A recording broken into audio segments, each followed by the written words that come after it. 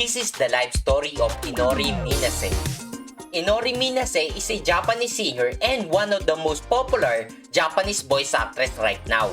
She is most notably known for her popular role as Hestia from Danmachi, Itsuki Nakano from Quintessential Quintuplets, and her most popular role, Rem from Re:Zero. She is one of the best voice actresses right now, and we're gonna know on how she became a voice actress and her life as being a voice actress, all the struggles she faced and how she overcome them. Inori Minase was born on December 2, 1995 in Tokyo, Japan. She started watching anime when she was in kindergarten, and she is a massive fan of anime. She first became aware of voice acting when they watched a stage play adaptation of an anime. Then she read the stage pamphlet and asked her mother about it. Then she became interested in becoming a voice actor at the age of 6. That's why in elementary school, she listed voice acting as her desired future career. Also, one of the reasons she wanted to become a voice actress was because her husbando was Inuyasha when she was in kindergarten.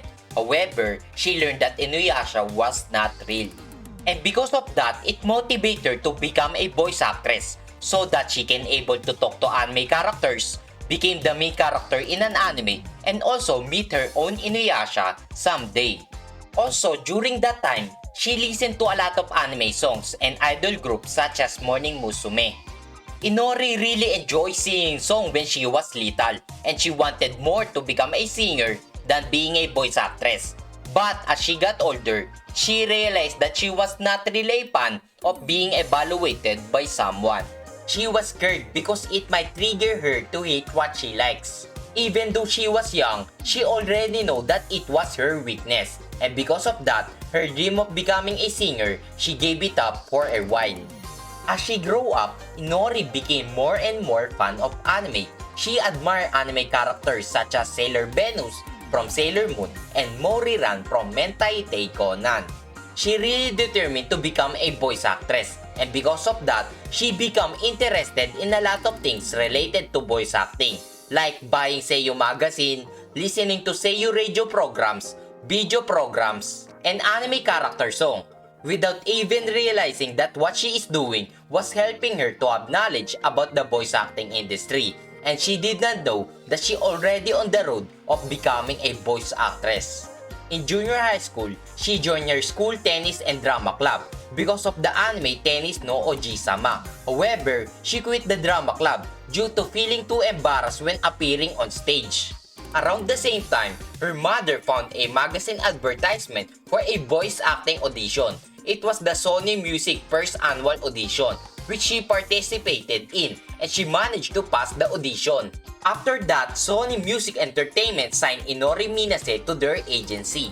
Also, in the same year, in her third year of junior high school, she finally started her voice acting career at the age of 15, and her debut role is from the anime Occult Academy as Akari Okamoto. Then almost 3 years have been passed. After a long period of inactivity, not a single announcement on why she became inactive for almost 3 years. However, we can assume that Inori Minase finished first her high school. Then in 2013, she came back for being a voice actress, and her comeback role, she got her first ever main role as Suzune Tanahashi from Love Love. And she also voiced her second main role as Great Mazinger from Robot Girl Z. Also in 2013, she appeared in highly popular NHK drama, Ama-chan, and she also sang a version of the insert song of the popular drama with actress Adachi Rika. 2013 was really a fantastic year for Inori after so many years of being inactive. However, Inori Minase is still starting, and a lot of big things will come in her future. Then in 2014, there is not a lot of things that happened. The only big things that happened is she voiced Mirai Nazukari from Lokadol and Chino Kaku from Is the Order a Rabbit. Also, she and her co-star from Is the Order a Rabbit performed the song Daydream Cafe and Poppin' Jump, which are used as the series opening and ending theme song. The year 2015 is the biggest year so far in her career. A lot of things happened.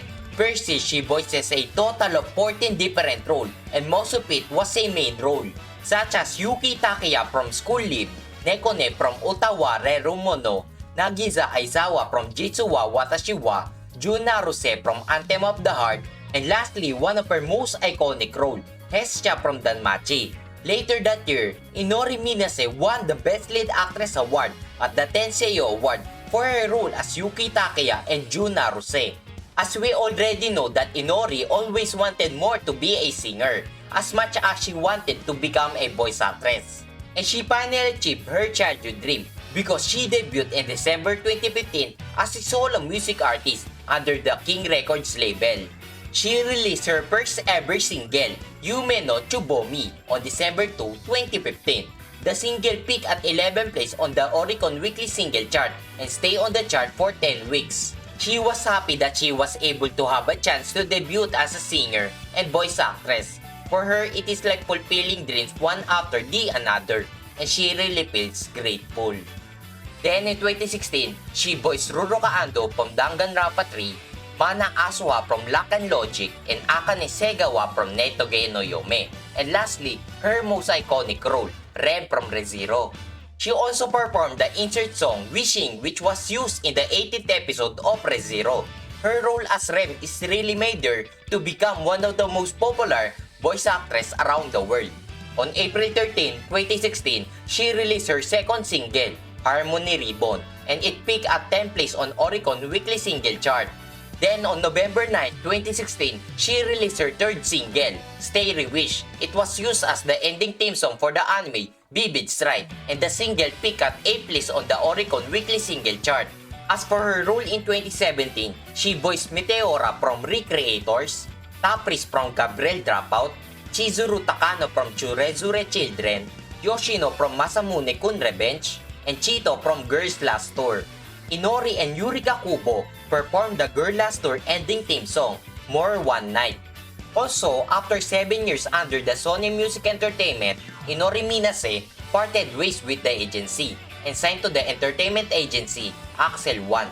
Then on April 5, 2017, she released her first full album, which is titled Innocent Flower. The album peaked at 3rd on the Oricon Weekly Album Chart and stayed on the chart for 10 weeks.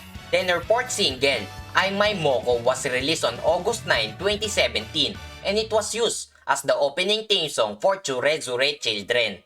After that, she released her fifth single, Ready Steady Go, was released on December 11, 2017, and it peaked at 9th place on the Oricon Weekly Single Chart. Then before the year ended, on her birthday, December 2, 2017, Inori Minase held their first ever live concert, which was titled Inori Minase First Live Ready Ready Go in Tokyo International Forum Hall.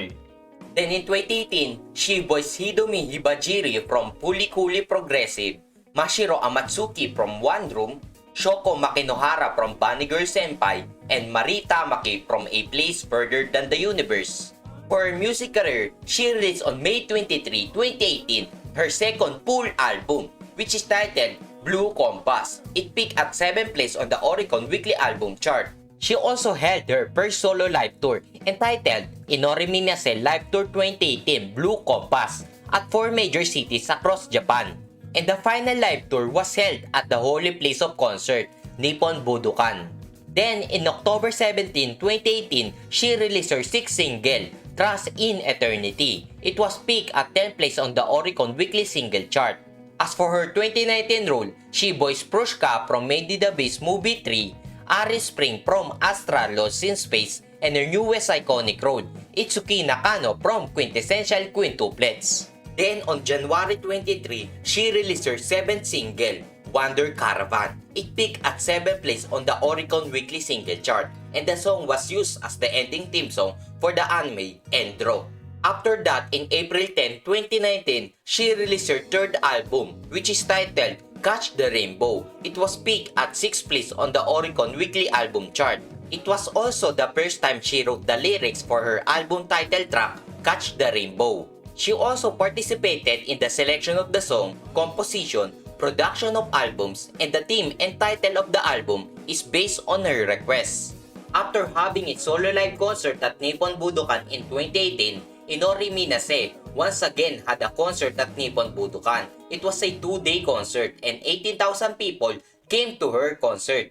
Then in 2020, she voiced Aurora Suya from Maojo de Oyasumi, Sumali from Sumali to Mori no Kami-sama, and Sophia Asgard from My Next Life as a Villainess. She also returned to voice her two most iconic roles, Hestia and Rem. Then she released on February 5, 2020, her 8th single, Kokoro Somali. It was picked at 5th place on the Oricon Weekly Single Chart.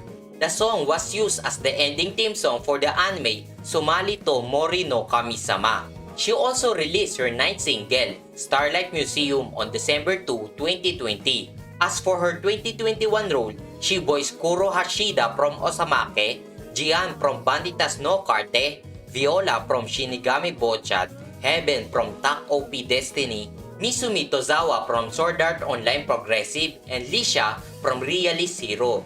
And she also performed the opening theme song of the series, Hello Horizon.